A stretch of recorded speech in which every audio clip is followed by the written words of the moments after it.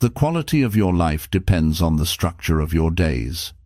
If you've ever felt like your days are slipping away, like you're busy but not really growing, this is your wake-up call. The 5 pillars of a productive life is not about hacks or shortcuts. It's about building a real, grounded system that helps you stay focused, consistent, and in control of your time and energy every single day. Ask yourself, are your habits helping or hurting you? Are you constantly starting over? Do your actions line up with what actually matters to you? This audiobook breaks it down with 10 clear chapters that walk you through powerful shifts like learning to act without feeling ready, rebuilding trust in yourself, staying disciplined without burnout, and bouncing back even after failure. It's simple, it's direct, it's built for people who are ready to stop overthinking and start taking ownership. You don't need to do everything. You need to start with what matters. This is where that starts. Let's build your productive life, one pillar at a time. Chapter 1. Accept responsibility for how your days go.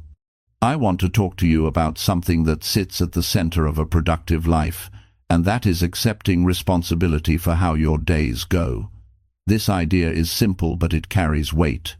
It asks you to look in the mirror without excuses and without blame. It asks you to realize that the quality of your life is shaped one ordinary day at a time, and those days are shaped by the choices you make. Most people want better results, but many are still hoping someone else will change first. They hope circumstances improve. They hope people behave differently. Hope is not a strategy. Personal responsibility is. The day you accept that your life moves in the direction of your decisions is the day your power returns to you. That day is not loud or dramatic. It is quiet and serious. It feels like a shift inside where you stop waiting and start owning. Every morning you wake up with a fresh page. Some people hand that page to the world. They let messages, moods, and other people write the story. Others pick up the pen themselves. That is responsibility. It is not about blame or guilt. It is about ownership. Ownership says, this is my day, and I will decide how I use it. If your days feel rushed, distracted, or empty, there is a reason. It is not bad luck. It is not lack of time. It is the pattern you have been practicing. Patterns are learned, and they can be changed. Responsibility is the starting point of change. Without it, nothing sticks. With it, everything becomes possible. People often say life is hard. Life can be demanding. But difficulty is not an excuse to drift. Hard days still belong to you. Stressful weeks still respond to your choices. Responsibility does not mean you control everything that happens. It means you control how you respond. That response shapes your character and your future. I have learned that success is not something you chase. It is something you attract by the person you become. That person is built through daily decisions. Small ones, ordinary ones. The choice to get up when the alarm rings. The choice to focus on what matters instead of what is easy. The choice to do the work even when no one is watching. When you accept responsibility for your days, you stop saying, tomorrow will fix it. Tomorrow does not fix anything. Today fixes tomorrow. What you do today sets the tone. The way you handle the first hour often decides the next 12. That hour belongs to you if you claim it. Responsibility also changes how you see failure. Instead of feeling defeated, you become curious. You ask, what can I do differently? You stop blaming your mood, your past, or your situation. You focus on your actions. Actions are adjustable. That is good news. Many people spend their lives reacting. They wait for pressure to push them. Pressure builds character only if you accept responsibility under it. Otherwise, it builds frustration. Responsibility turns pressure into progress. It turns chaos into clarity. Your days are made of choices. What you read, what you eat, who you listen to, how long you stay on your phone. These choices seem small, but they add up. Responsibility is noticing those small choices and deciding they matter. Because they do. There is a quiet pride that comes from knowing you showed up fully for your day. Not perfectly, but honestly. You did what you said you would do. You honored your commitments, even the ones no one else sees. That pride builds confidence. Confidence is not loud, it is steady. When people avoid responsibility, they also avoid growth. Growth requires effort, and effort requires ownership. You cannot grow if you believe your life is controlled by forces outside you. The moment you say "this is on me" is the moment growth begins. Responsibility also brings freedom. That may sound surprising, but it is true. When you stop blaming, you stop feeling trapped. You realize you have options. You may not like all of them, but you have them. Choice is freedom. A productive life is not about doing more. It is about doing what matters with intention. Responsibility helps you decide what matters. It clears away the noise. It helps you say no without guilt and yes without hesitation. Each day asks a question. Will you lead or will you drift? Drift is easy. It requires no thought. Leadership starts with self-leadership. That means deciding your priorities before the world decides for you. Responsibility also affects how you speak to yourself. Instead of harsh criticism, you practice honest evaluation. You say, "This worked and this did not." You adjust, you move forward. That inner dialogue shapes your energy. Energy follows responsibility. When you take charge, you feel stronger. When you avoid it, you feel tired, even if you rest. Tiredness often comes from unresolved decisions and unclaimed days. Your habits are a vote for the kind of life you are building. Responsibility is casting those votes on purpose. You do not need to overhaul your life in one day. You need to show up for this one. Some days will go off track. That is part of being human. Responsibility does not mean perfection. It means recovery. It means getting back on course without drama. It means learning instead of quitting. When you accept responsibility, you stop comparing yourself to others. Comparison weakens focus. Responsibility sharpens it. You focus on your lane, your pace, your growth.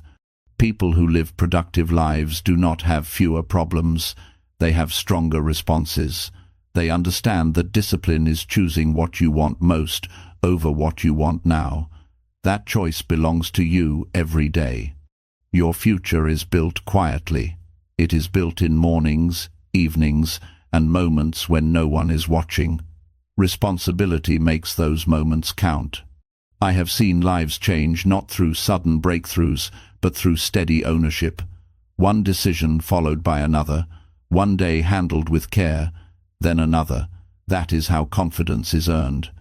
If you want more control, start with responsibility. If you want more results, start with responsibility. If you want more meaning, start with responsibility. Your days are your life in miniature. Handle the day well, and life begins to respond. Handle it poorly, and life becomes heavy. The choice is not easy, but it is simple. Stand up to your own standards. Keep your word to yourself.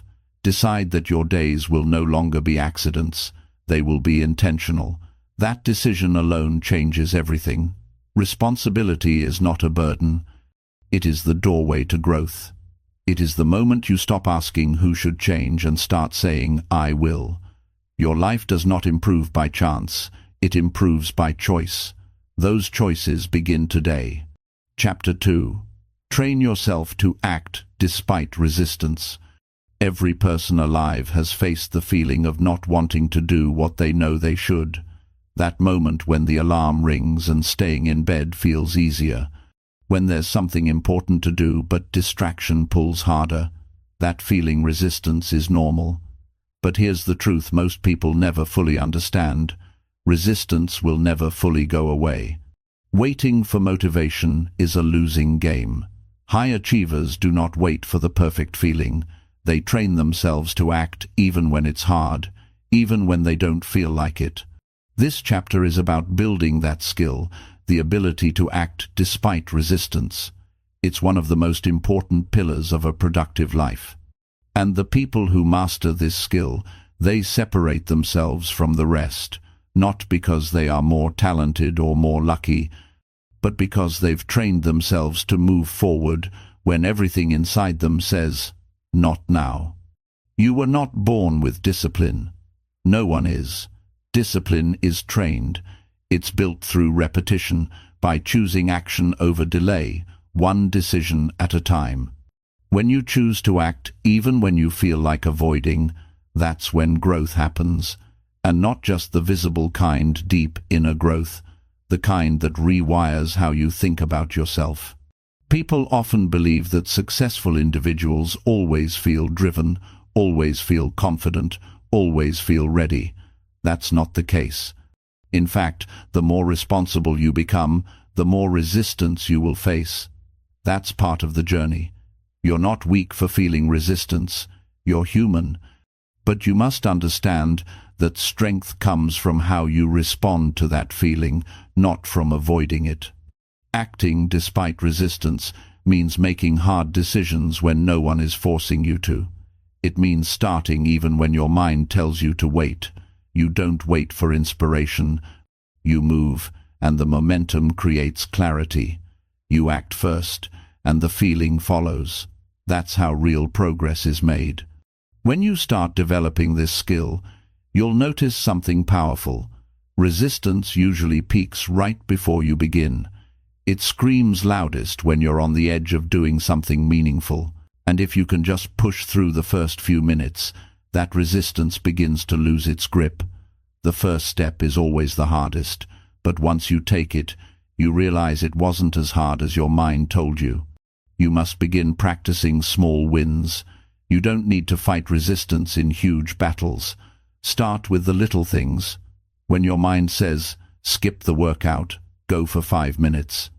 When it says scroll instead of reading, open the book for 1 page. When it says wait until tomorrow, start now for just a few minutes. You don't need to finish everything in one sitting, but you must start. Every time you act in spite of resistance, you build a new message in your mind. I am the kind of person who shows up. This kind of training doesn't happen once. It's daily. It's not about becoming perfect. It's about becoming consistent. Your life changes when you consistently choose action over avoidance. And the beautiful thing is this. Every time you do, it gets a little easier. You become more confident. You trust yourself more. You stop questioning whether you can do hard things because you've proven that you can. Start noticing your patterns. Where do you hesitate most? What areas of your life do you keep delaying? When do you tell yourself later, and what's usually the outcome of that choice? Being honest about your patterns is the first step to breaking them. You can't change what you're not willing to face. Be real with yourself. Not harsh, just real. Discipline is not about punishment. It's about care. It's about saying, I want more for myself, so I'm going to lead myself. And that's what you're doing when you act despite resistance. You are leading yourself. You're not waiting for someone to push you. You're doing the pushing. You're stepping into your own power. Most people think resistance is a sign to stop. In reality, resistance is a signal that something important is on the other side. The stronger the resistance, the more it matters. That's why you must lean into it, not run from it. The only way to weaken resistance is by facing it again and again. You don't outthink it, you outact it. There will be days when your energy is low, your mood is off, and your schedule feels overwhelming. Those are the days that count the most. Not because you'll get everything done perfectly, but because you'll prove to yourself that you don't need to feel amazing to make progress. You just need to show up with what you have. That's enough. Think about where you want your life to go. Think about the kind of person you want to become. Now ask yourself, are my daily actions leading me there? If not, What's stopping me? Is it really time or talent, or is it resistance? Be honest with that answer, and if it's resistance, take it as a challenge, not a punishment, a challenge to become stronger. You don't need to fight your emotions. You need to guide them. You don't need to be fearless. You need to act while you're afraid. Courage is not the absence of resistance. Courage is the decision to move through it. You don't wait for perfect confidence. You create confidence by doing the thing that scares you. Every time you do something hard, you grow. Every time you break through the mental wall, you discover more about who you are. That's why action is so powerful. It teaches you what comfort never will. It shows you what you're capable of. Build your day around actions, not moods. Moods change, plans stay. And when you learn to follow your plan, even when your mood tries to take over, you take back control of your life. That control is not rigid, it's focused. You still rest, you still pause, but you do it with intention, not by default. Start paying attention to the language you use with yourself. The way you speak to yourself in moments of resistance will either push you forward or hold you back. If your inner voice is always giving you a way out, it's time to rewrite that voice. Speak to yourself with honesty and strength. Tell yourself the truth. This is hard, but you can do it. This is uncomfortable, but it matters. This is unfamiliar, but it's how you grow. The greatest transformation happens not when everything is easy, but when things are hard and you keep showing up anyway. That's how people change. That's how goals are reached. That's how purpose is found. By taking one real action at a time, especially when resistance is screaming loud. You were built for more than comfort. You were built to grow, and growth requires movement. It requires effort. It requires facing resistance and saying, "You don't decide what I do. I do." That decision, made over and over, becomes your strength. You will not always feel ready. That's okay. You will not always feel motivated. That's expected. But you can always choose to act. You can always choose to take the next step. One step today, then one more tomorrow, and before you know it, you've built a pattern, and that pattern becomes who you are. Keep training yourself to act, not because it's easy, not because it's fun, but because it's how you become the person you were meant to be. Chapter 3. Create structure that reduces mental overload. When your mind is scattered, even the smallest task can feel overwhelming. It's not that you're lazy or unmotivated. It's that you're carrying too many decisions, too many open loops, too many things pulling your attention in different directions. Most people are not tired because of how much they're doing, but because of how much they're thinking about doing. Mental overload happens when everything feels important and nothing feels clear. That's why creating structure is not just helpful, it's essential. It gives your mind room to breathe. It brings order to your day so you can focus on what truly matters. Structure does not mean having every second scheduled. It's not about perfection or being rigid. It's about building a system that reduces stress and increases clarity. When you wake up each day without a plan, the day takes control.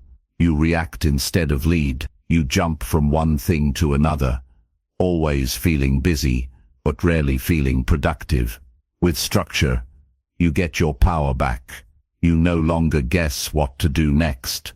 You know, and that knowing frees up your energy.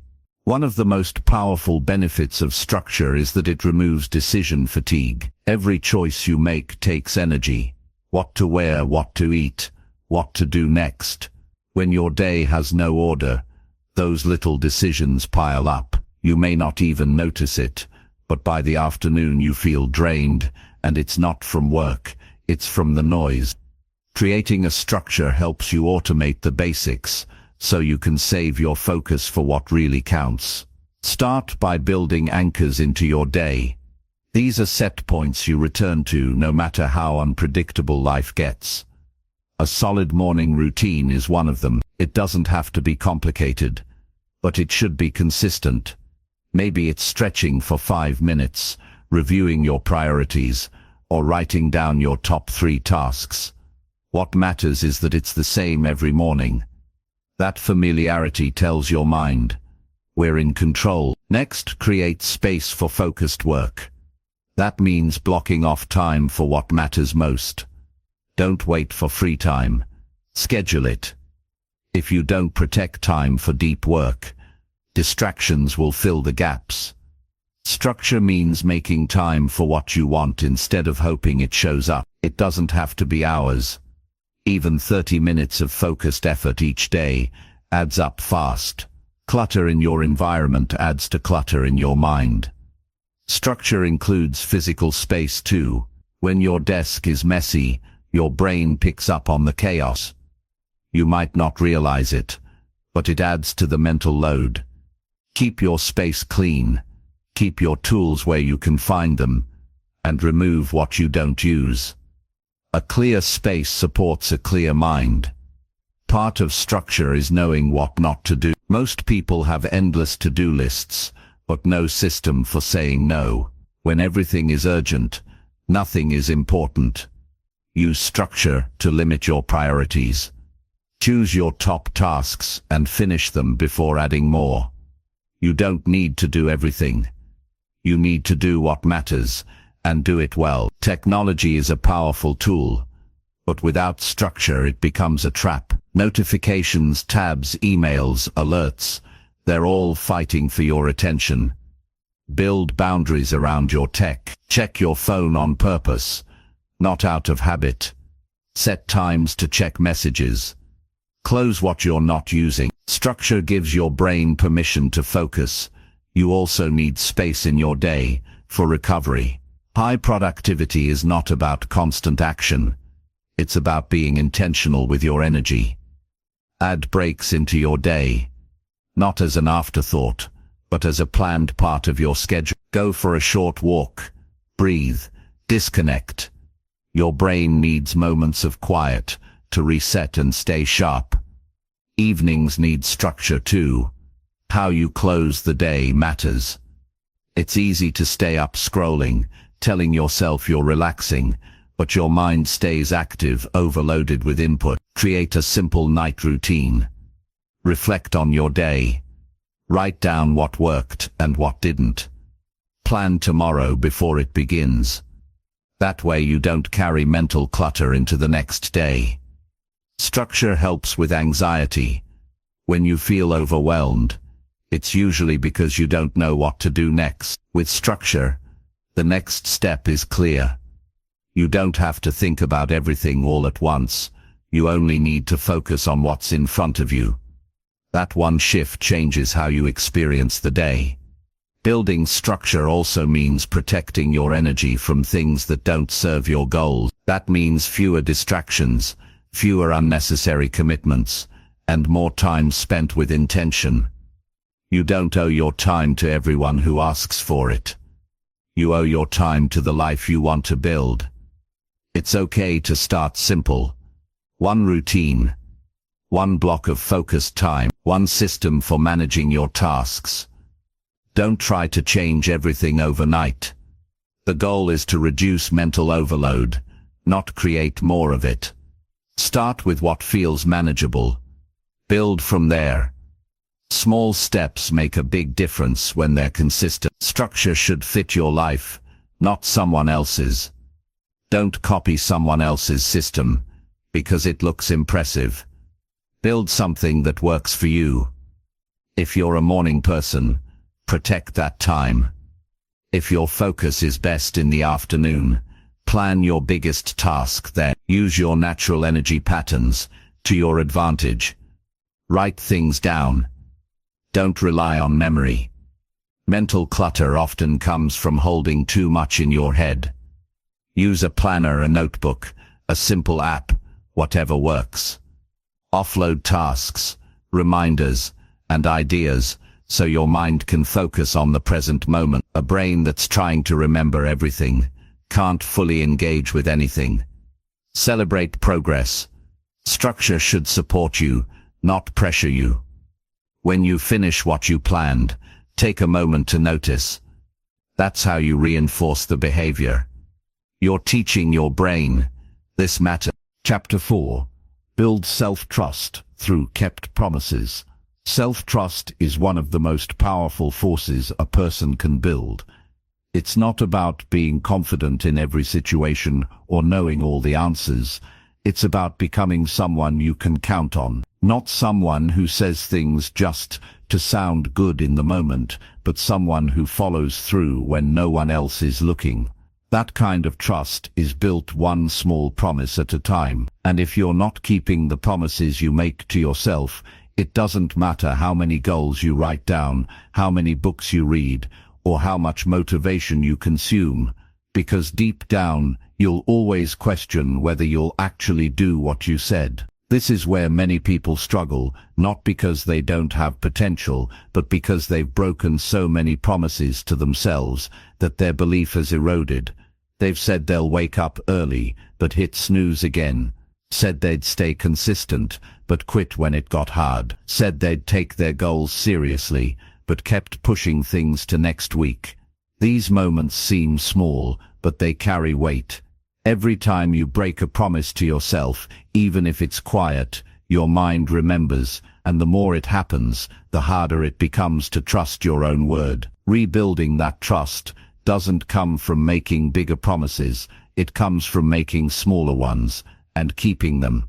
It comes from setting a goal so simple you can't fail, and then doing it without excuse. Not to prove something to others, but to start showing yourself that your actions match your words. Because when your actions and your words are aligned, you stop needing motivation, you stop second-guessing everything. You start believing that when you say something, it's as good as done. Building self-trust begins with honesty, not the kind you post about, but the kind you sit with. You have to get real about what you've been avoiding. Where have you made promises you never followed through on? Where have you let yourself off the hook? Where have you been performing for others while quietly giving up on your own goals? These aren't easy questions, but this is the kind of honesty that sets you free. Once you've owned the truth, you can begin again. No one is asking you to be perfect. No one expects you to get it all right from the start. But if you're serious about growth, you have to take your own words seriously. Start small. Pick one thing you've been avoiding, one task, one habit, one change.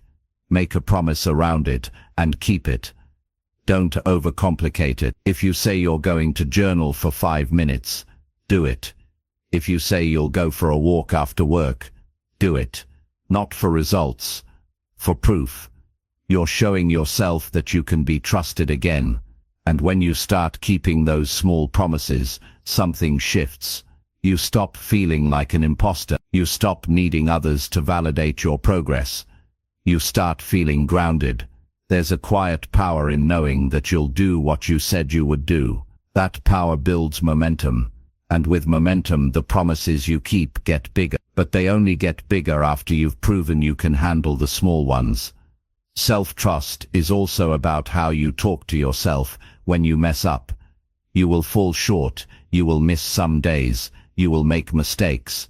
But if your first instinct is to judge and tear yourself down, you'll stop trying. Self-trust is not built on perfection.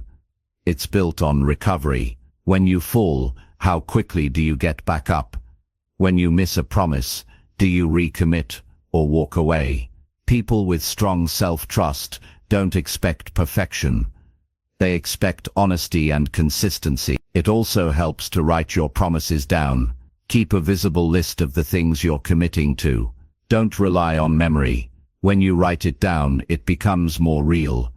You can track it. You can look at it at the end of the day and ask, did I follow through? That daily check builds awareness. It builds discipline. And discipline is how trust is built. Be careful not to make emotional promises. A lot of people set goals when they feel excited or frustrated. But when the emotion fades, the promise disappears. Real promises are made from clarity, not pressure. Before committing, ask yourself, am I willing to follow through on this even when it's not convenient? If the answer is no, then it's not a promise, it's just a wish. You also need to stop measuring yourself by what others are doing. Self-trust is internal. It's not about who's ahead or who's behind. It's about being better than you were yesterday. Comparing your timeline to someone else's will only create noise. Focus on your path. Focus on your progress. Focus on what you said you'd do, not what they're doing. Another way to build self-trust is to protect your time. If you're constantly saying yes to things that pull you away from your goals, you're breaking promises without realizing it. You say yes to someone else, but you're saying no to yourself. That creates internal conflict. Boundaries matter. Saying no is not selfish. It's a way of staying loyal to the life you're building. Keep in mind that no one else can build your self-trust for you. People can encourage you, they can support you, but they can't make you follow through. That's on you, and that's a good thing, because it means you're in control. You don't need to wait for better conditions or more motivation. You can start now. You can start today. You can become someone who keeps their word, not just to others, but to yourself. And when that happens, you feel it. You walk differently. You speak with more clarity. You start making decisions faster. Not because you have everything figured out, but because you know you can count on yourself to figure it out as you go. That's what real confidence feels like. Every time you do what you said you'd do, your identity gets stronger.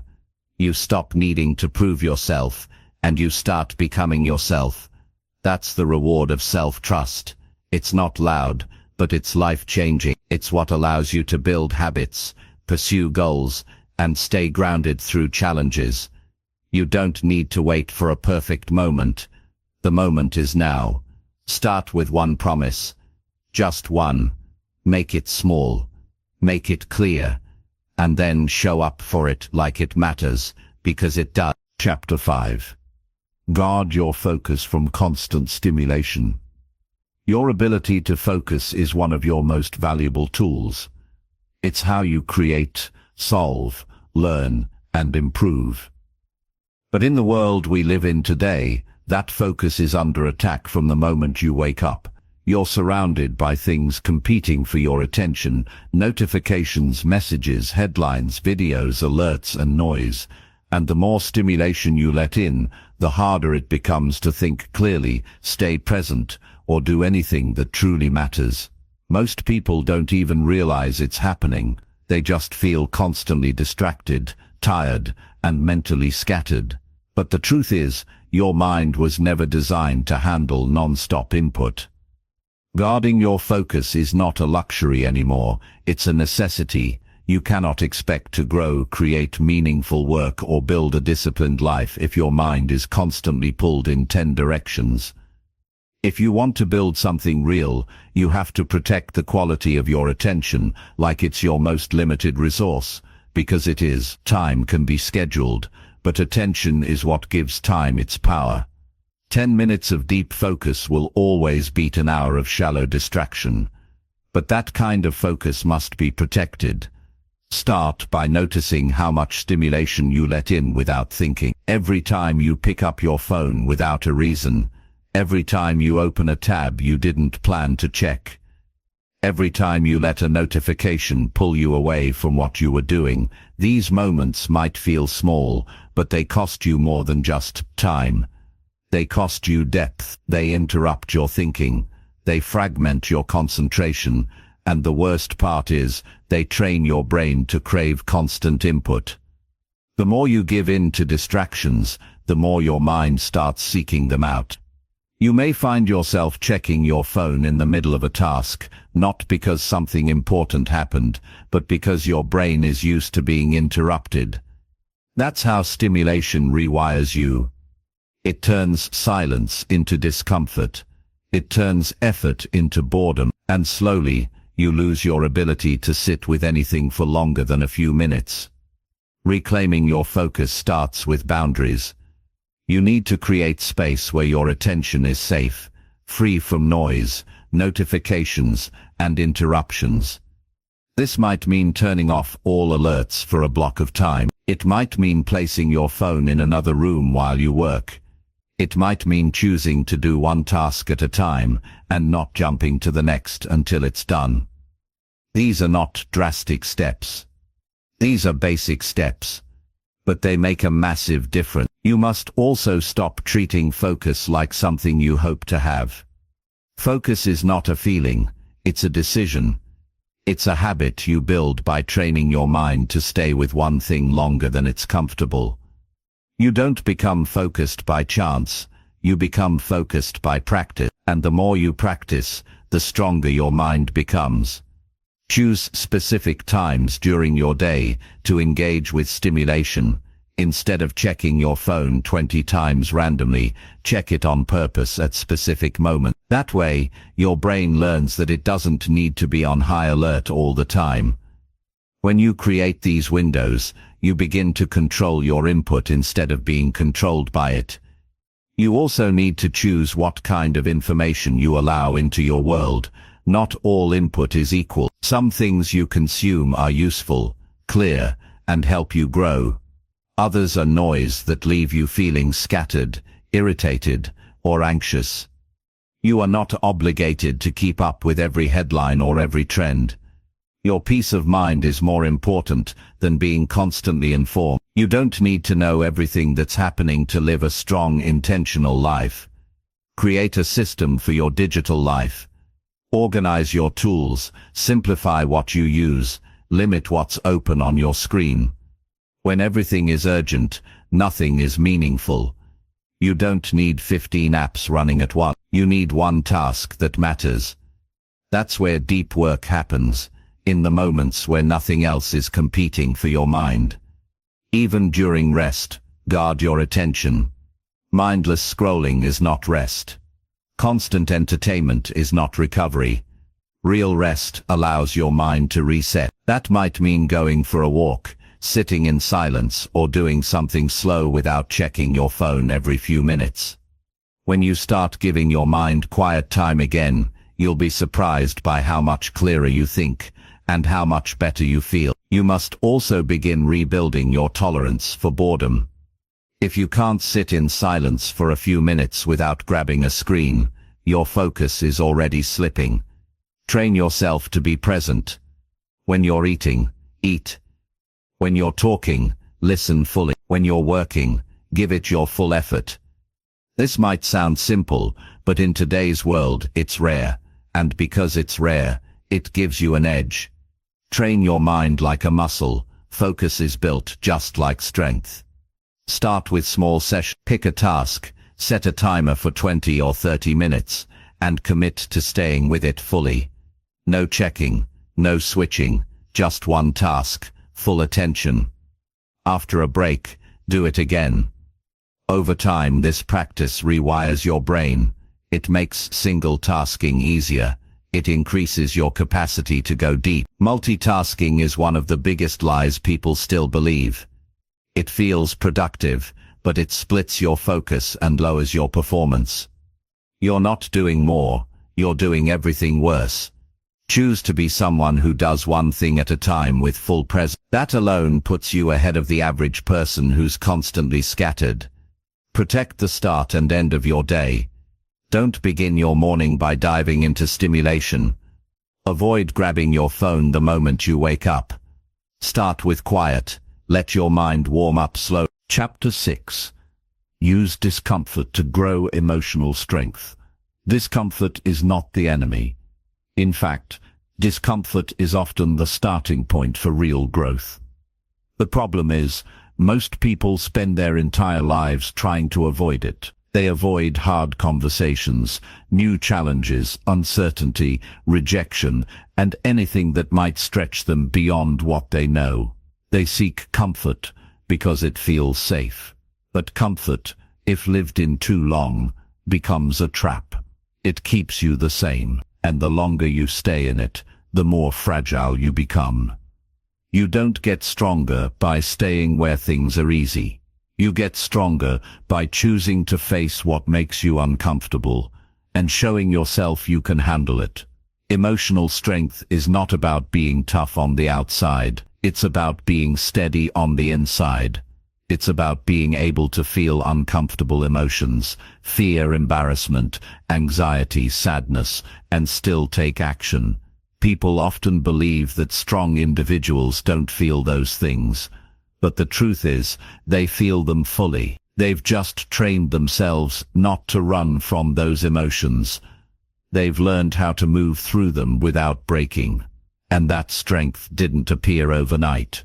It was built, moment by moment, in times when they chose discomfort over avoidance. If you want to grow into a version of yourself that can handle life with clarity and courage, you need to get honest about the areas you avoid. Discomfort always shows up in those places. Maybe it's the fear of failure that keeps you from starting something new. Maybe it's the fear of judgment that keeps you from speaking up. Maybe it's the fear of making the wrong decision that keeps you stuck in place. Those fears are natural, but they're not final.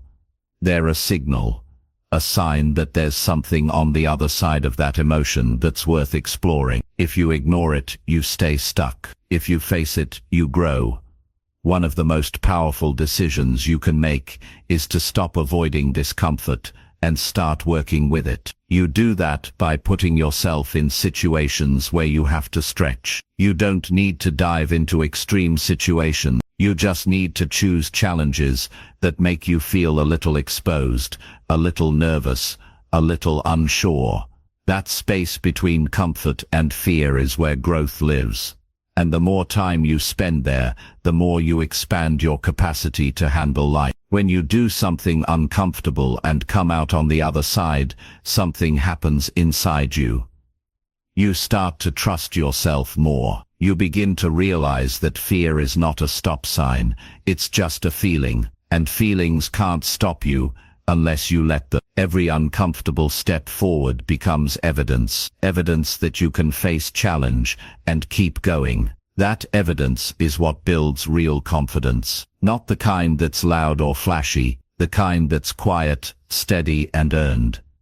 Discomfort also teaches you patience. When you're uncomfortable, you can't rush the process. You're forced to slow down, breathe, and take things one step at a time. That's how you develop emotional control. You stop reacting to every little thing. You start observing. You create space between what happens and how you respond. That space is where strength is built. It's in that space where you stop being a victim of your emotions and start becoming the one in charge of them. Most people live in avoidance mode.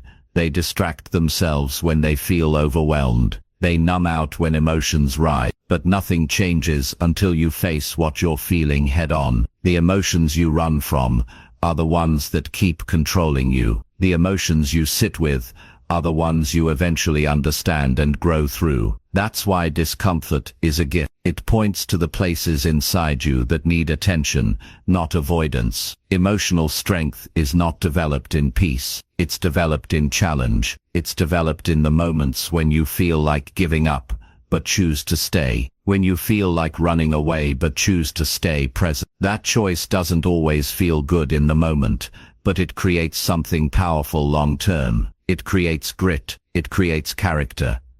It creates a sense of pride that no one can take away from you. When you train with discomfort, you start to raise your threshold for strength. Things that used to shake you don't shake you anymore. You become more grounded, more stable. Not because life got easier, but because you got stronger. That's the kind of growth you carry with you into every area of your life: work, relationships, goals, habits. It all improves when your emotional strength improves. You also learn how to separate your thoughts from your truth. Discomfort brings out the loudest thoughts, the ones that say you're not good enough, you're going to fail, you'll look stupid. Chapter 7. Improve one small behavior every day. You don't need to change everything at once to improve your life.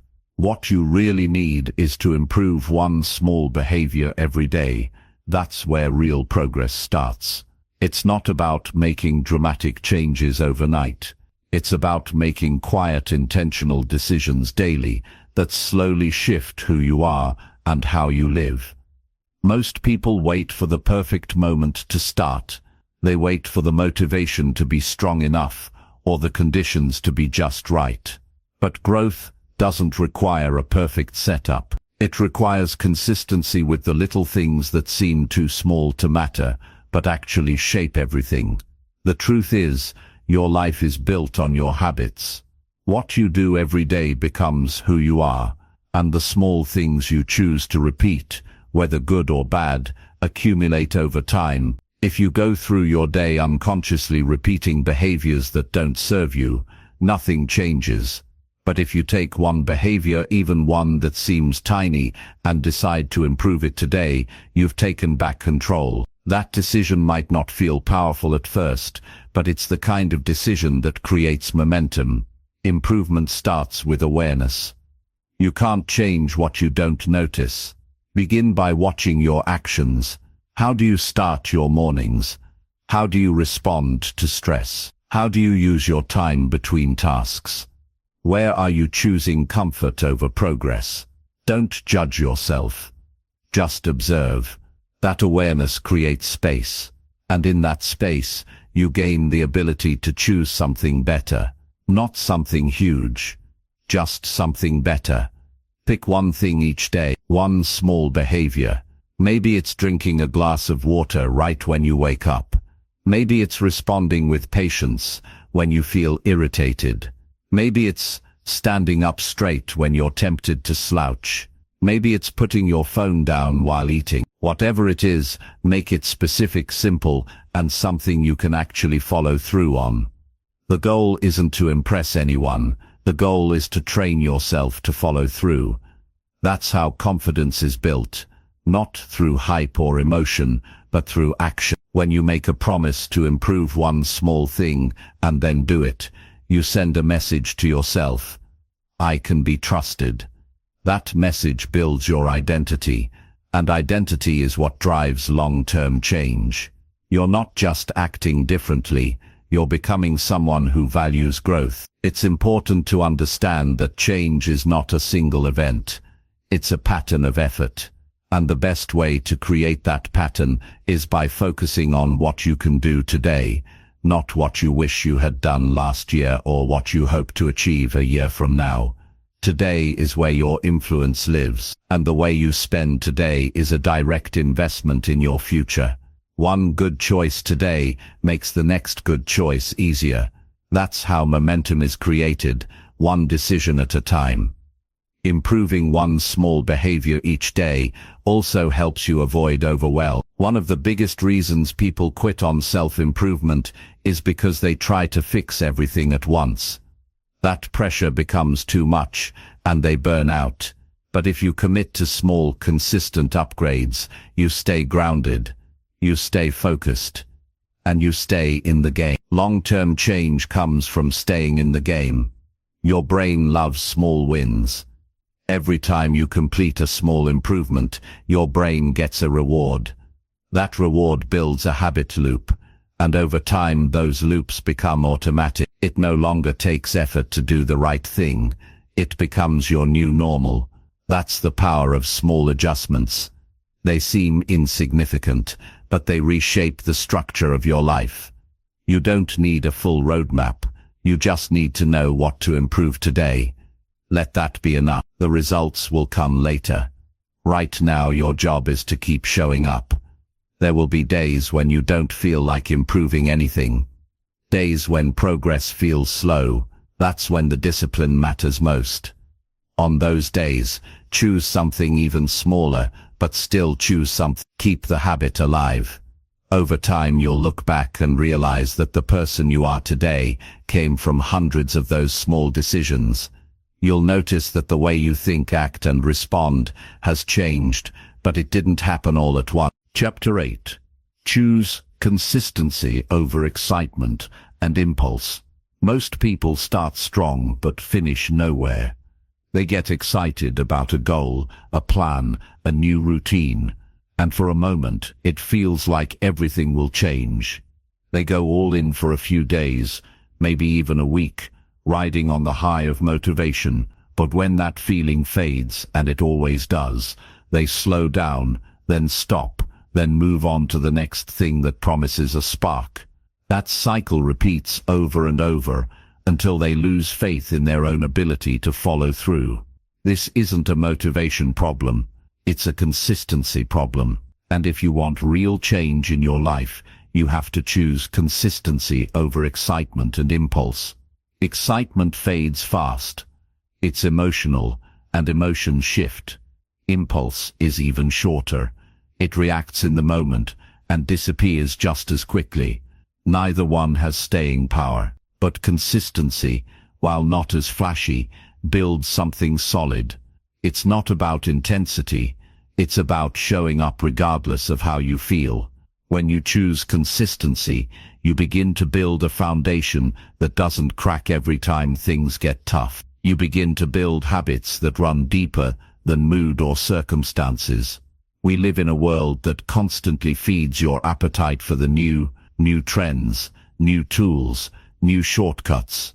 But growth doesn't come from chasing the next shiny thing. It comes from doing the simple things over and over, even when they're boring, even when no one notices, even when your mind says, "This isn't exciting anymore."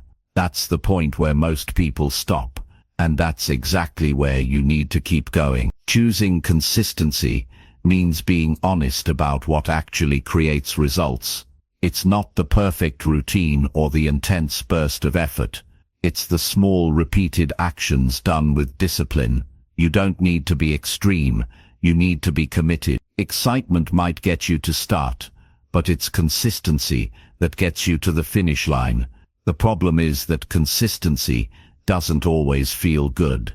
Sometimes it feels repetitive, sometimes it feels slow, but that's exactly why it works. Because most people won't stick with something when it stops being thrilling. When you live by impulse, you're controlled by temporary emotions. You act based on what feels good right now instead of what matters long term. You skip the workout because you're tired. You spend the money because you're bored. You quit the routine because progress isn't instant. But every time you give in to impulse, you delay the life you say you want. Every time you choose consistency, instead, you move one step closer to it. You must learn to stay committed to the process, without needing constant rewards. Real progress doesn't always give you immediate feedback. Some days will feel like nothing's changing, but that doesn't mean it's not working. Seeds take time to grow, and you can't see the roots forming below the surface. But if you stop watering, the growth dies. That's what quitting does. It kills momentum just before the results begin to show. Consistency builds character. It shapes how you see yourself. Every time you follow through, you reinforce the identity of someone who shows up. That builds trust. That builds confidence. And confidence isn't built by getting hyped. It's built by doing the thing you said you'd do, especially when you don't feel like doing it. That's when it counts the most. To stay consistent, you must lower the pressure. Stop trying to be perfect. Perfection is unsustainable. Instead, focus on showing up, even if the effort is small. Consistency doesn't mean doing everything at full intensity. It means never fully stepping away. If all you can give today is 20%, then give that. What matters is that you stay in motion. Progress is a result of staying engaged over time, not performing perfectly for a short time. Create systems that support your consistency. Relying on motivation is risky. Build routines that remind you to act. Use reminders. Set time blocks. Keep your environment clean and focused. These small steps remove friction, and when you remove friction, consistency becomes easier to maintain. Structure helps when discipline feels low. Also, track your progress. Chapter 9. Check your actions against your values. There's a point in life where you stop asking what looks good and start asking what feels right. Not right in the moment, not right according to someone else's expectations, but right by your own standards. That's where values come in. Your values are the foundation of your decisions, the compass that keeps you honest when life pulls you in different directions. If you don't know what your values are, or if you rarely stop to check your actions against them, it's easy to get caught in a cycle of doing more but feeling less. That's because progress without alignment always leaves you feeling disconnected. It's not about being perfect, it's about being real. Real with how you spend your time. Real with what you say yes to. Real with what you allow in your life. Every action you take is either aligned with your values or it's not. And when too many actions go against what you say matters, the cost isn't just time, it's trust in yourself. You start to feel off without knowing why. You feel busy but not proud. You feel active but not fulfilled. That disconnection doesn't happen overnight. It builds silently through repeated compromise. Living with values doesn't mean having everything figured out. It means using a simple question often. Is what I'm doing right now matching what I say is important to me? If you say you value health but skip movement daily, something's not aligned. If you say honesty matters but avoid difficult truths, you're living in conflict. If you say your relationships come first but give them your leftovers, you're not acting in line with your priorities. And when that gap grows too wide, it creates stress, mental, emotional, sometimes even physical. That stress often shows up as frustration, fatigue, restlessness, or even a lack of motivation. Not because you're lazy, but because your actions have lost connection with your deeper purpose. When you're clear about your values and your actions match them, you don't need help. You don't need someone to push you. Your direction becomes obvious and energy follows clarity. Checking your actions against your values means slowing down long enough to be honest with yourself. It's asking hard questions without rushing to fix the answer. It's recognizing when you've drifted and having the strength to adjust. That's growth, not in the loud, dramatic ways, but in the small decisions that no one sees. The decision to stop lying to yourself, the decision to cancel something that doesn't feel right, the decision to apologize because integrity matters more than being right. There's a quiet strength in alignment. It doesn't always feel exciting, but it gives you peace. When you go to bed knowing that your actions matched your principles, that's a deep kind of confidence. You're no longer trying to keep up with everyone else. You're building something solid within yourself. That doesn't happen through external wins. It happens through internal consistency. Values aren't things you write down once and forget. They need to be revisited regularly. Life changes, seasons shift, and sometimes what mattered last year isn't what matters today. That's not weakness, it's maturity. But if you never pause to reflect, you might still be chasing an outdated version of success, or worse, someone else's idea of it. Start by identifying your top values, not the ones that sound good on paper, the ones you actually want to live by, the ones you're willing to make sacrifices for. Chapter 10. Recommit daily even after personal setbacks. Progress doesn't follow a straight line. No matter how committed you are, there will be days you miss. There will be weeks where everything feels off. There will be moments when you make decisions you regret, when you lose control, when you fall short of what you promised yourself. That's part of being human. Setbacks are not the end of growth. They are part of the process. But the difference between those who succeed and those who stay stuck is not who avoids setbacks, it's who decides to recommit after them. You can't control every fall, but you can control how quickly you get back up. Recommitting daily means accepting that yesterday doesn't define you, no matter how badly things went, no matter what you didn't follow through on, no matter how disappointed you felt. Today gives you a new choice. That choice is quiet. It doesn't demand attention. It doesn't come with a dramatic moment. It comes in the silence of your thoughts. When you decide to begin again, without needing permission, and without waiting for the perfect timing, that choice carries power. It shifts you from shame to responsibility, from frustration to progress. You don't need to erase the past to move forward. You just need to stop letting it control your next step.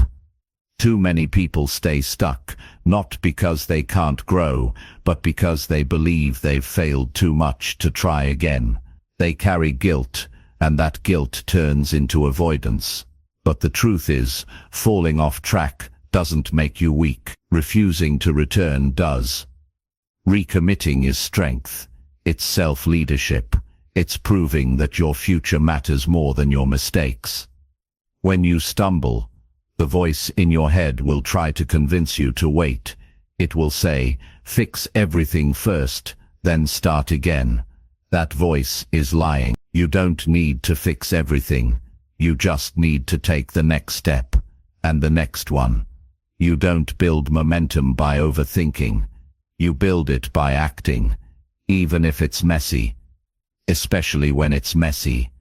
Setbacks come in many forms. Sometimes it's breaking a habit. Sometimes it's losing your temper. Sometimes it's abandoning a goal you said was important. Whatever the setback, the principle stays the same. Don't let it last longer than it needs to. One day of slipping doesn't need to turn into two. One bad decision doesn't mean your standards are gone. The faster you return, the less damage is done. Not because you rush, but because you refuse to give up on yourself. You have to develop the skill of self-recovery. That means not waiting for motivation to show up. That means not needing external validation to believe you're worthy of trying again. You decide. You choose to act in your best interest, even when it's uncomfortable. That ability to return without shame builds emotional strength. It teaches you that your commitment is deeper than your mood. Recommitting daily doesn't mean starting over every time. It means picking up where you left off, adjusting what you need to, and continuing forward. Sometimes it means scaling back, sometimes it means simplifying, but it never means quitting. Your pace might change, but your direction stays. Your effort might fluctuate, but your intention stays strong. Give yourself permission to learn from what didn't work. Setbacks are feedback. They show you where your systems are weak. They reveal where your emotions tend to take over. Use them, reflect, adjust, and re-enter with